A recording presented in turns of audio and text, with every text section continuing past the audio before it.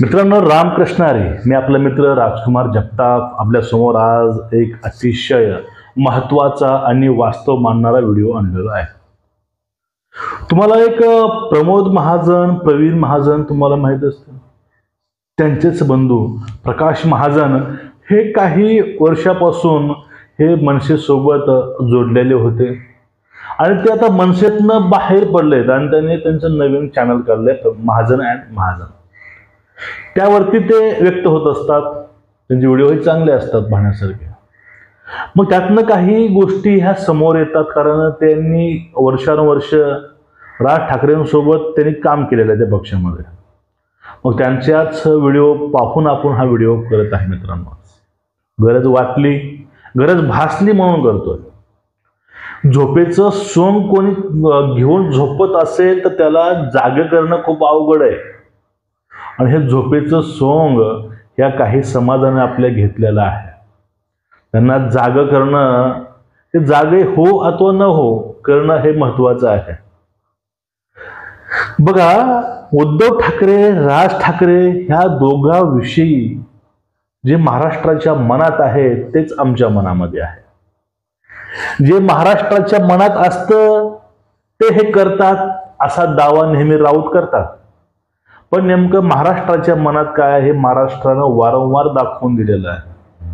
आता या महानगरपालिकेमध्ये, म्हणजे खास करून नाशिक, मुंबई या मोठ्या मोठ्या महानगरपालिकेमध्ये आणि त्यातूनच खास मुंबई महानगरपालिकेमध्ये जर हे बंधू आले नाही तर मराठी माणसाचं अस्तित्व पुसलं जाईल किंवा मराठी माणूस हा संपून जाईल, मराठी टक्का हा घटून जाईल आणि मराठी अस्मिता, मराठी माणूस हा मुंबईत उरणार नाही. मुंबई ही महाराष्ट्रापासून वेगळी होईल, उद्योगधंदे बाहेर जातील, असे अनेक गोष्टी हे लोकांसमोर मांडत असतात. आता मराठी भाषा हा विषय म्हटलं तर डोळ्यासमोर ऑटोमॅटिक अनेक गोष्टी तरळतात सुद्धा.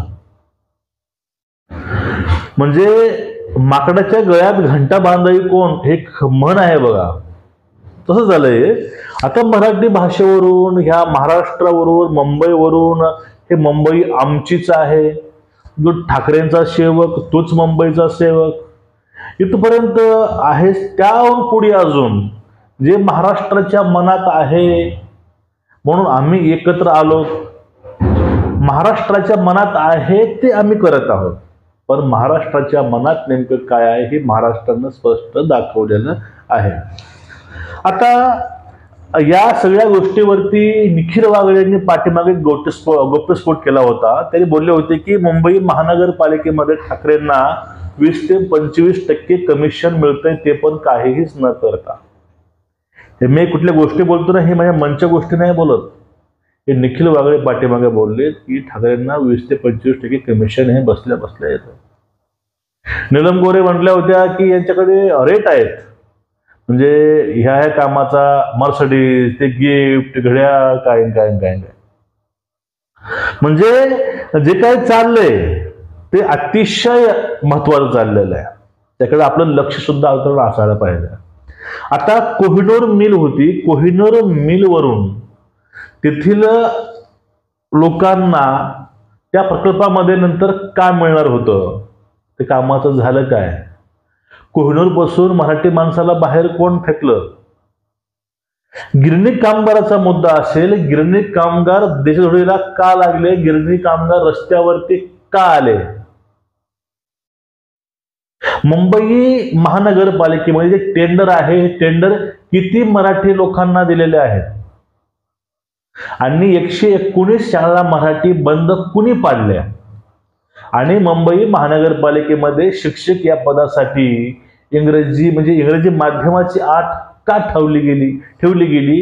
हे 4 ते 5 प्रश्नच मित्रांनो हे सगळं काही क्लिअर करतील की नेमकं कळवळा कुणाचा आहे, मराठी माणसाचा आहे की आपल्या काय घराणेशाहीचा आहे किंवा आपल्या मुलाचा आहे. आपल्या मुलासाठी हे राजकीय खेळ खेळत आहोत का, किंवा आपल्या वैयक्तिक स्वार्थासाठी हे सगळं चाललंय, असं त्यातून प्रकाश महाजनांनी हे सांगायचा पुरेपूर प्रयत्न केलेला आहे. त्यानंतर जे काही बीएमसीचे टेंडर आहे ते टेंडर मागे मिळाले ते कोणाला? ते मिठी नदीचा गाळा असेल, काजू खास पत्राचाळीच्या माध्यमातून किती लोकांना बेघर केलं. ते लोक तर कुठले बाहेरचे नसतील, ते मराठी लोक असतील, ते महाराष्ट्रातील लोक असतील. कुर्मुशे हे कोण होते? कुर्मुशावरती एवढा अन्याय, एवढा अत्याचार कोण केला? त्यांच्या मांडलं जाऊन नेमकं बसले कोण? कुर्मुशे हे महाराष्ट्रीयन होते. असे अनेक आणि असंख्य गोष्टी आहेत. म्हणजे महाराष्ट्राच्या बाबतीमध्ये जर बोललं गेलं तर आतापर्यंत शिवसेनेचे 2 ते 3 महापौर हे अमराठी होते.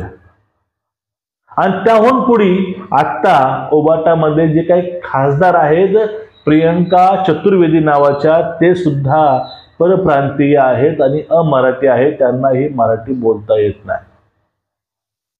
मग ज्या वेळेस कल्याणमध्ये एका तरुणाला लोकलमध्ये मारहाण झाली, त्याचा अपमान वाटून त्यातून डिप्रेशनमध्ये जाऊन त्या मराठी मुलानं फक्त 2 वाक्य हिंदीमध्ये बोलल्यामुळं त्याला जो काही तिथं मारहाण झाली आणि त्यातनं त्या मुलानं आत्महत्या केली. मग ते आत्महत्याला जबाबदार कोण? 2 शब्द जर एखाद्यानं हिंदी बोलली मराठी असताना, तर त्याला जो काही तिथं महाराष्ट्रामध्ये वागणूक मिळाली पोराला, त्याला जबाबदार कोण? आणि हे लोक ज्यावेळेस हिंदीमध्ये ओपनली बोलतात त्यावेळेस यांच्यावरती नेमकं कुणी असा म्हणजे आघात करायचा. याहून पुढे मुंबईमध्ये फेरीवाले, ऑटोवाले किंवा अनेक वेंडर लोक आहेत, सर्व काही मार्केटमध्ये. कुठलाही गैर हिंदू व्यक्ती मराठीत कधीच बोलत नाही. तुम्ही कुठेही जा मुंबईमध्ये, गोवंडी असेल, कुर्ला असेल, मुंब्रा असेल, कळवा असेल, त्यानंतर मुंबई सिटी असेल, कुलाबा असेल, दादर असेल, ह्या सगळ्या ठिकाणी हे सगळे लोक मराठीतून बोलत नाहीत. मग त्यांच्यावरती कधी शब्द तरी काढलाय का? आणि कधी यांच्यावरती कोणाला मारले बघा, तुम्ही कुठली व्हिडिओ काढून बघा, त्या व्हिडिओमध्ये फक्त ज्यांना मारहाण होते किंवा ज्यांना पकडलं जातं ते फक्त हिंदूच का असतात? कधीही कुठल्या हिंदू व्यतिरिक्त कुणाला धरलंय तो मराठी बोलत नाही म्हणून मित्राची कुठे न्यूज बघितलीच नाही? तुम्ही कुठे न्यूज बघितली का? ते कमेंट करा. मग नेमका जे काही हे पक्ष आहेत तो हे नेते आहेत, हे हिंदूसाठी आहेत की मराठी माणसासाठी आहेत? हे नेमकं आहेत कुणासाठी? इथं हा एक मोठा प्रश्न मित्रांनो या ठिकाणी तयार होतो. मग ही दादागिरी जी चाललेली आहे, जी झुंडशाही चाललेली आहे, ही नेमकं हिंदूंच्याच विरोधामध्ये का चालली? जर मराठीचा मुद्दा असला असता, अमराठीचा मुद्दा असला असता, परप्रांतीय मुद्दा असला असता, आतापर्यंत ठाकरे हे सत्तेमध्येच होते. आतापर्यंत त्यांच्याकडेच बीएमसी आहे. मग ह्या 25 वर्षामध्ये किती मराठी लोकांना या ठिकाणी टेंडर मिळालेले आहेत? महानगरपालिकेचे आकडा दाखवावा. टेंडरसाठी सगळे अमराठी, आपले व्यवसाय करतात सगळे अमराठी. आपल्या पक्षामध्ये काही लोक अमराठी घ्यायचे, खासदार अमराठी करायचे, नगरसेवक काही अमराठी करायचे आणि या ठिकाणी गोष्टी करायच्या, ते म्हणजे मुंबई वाचवायच्या. आम्ही आलो तरच मुंबई वाचेल, मुंबई वाचणारच नाही. अरे काय दुपट्टीपणा आहे!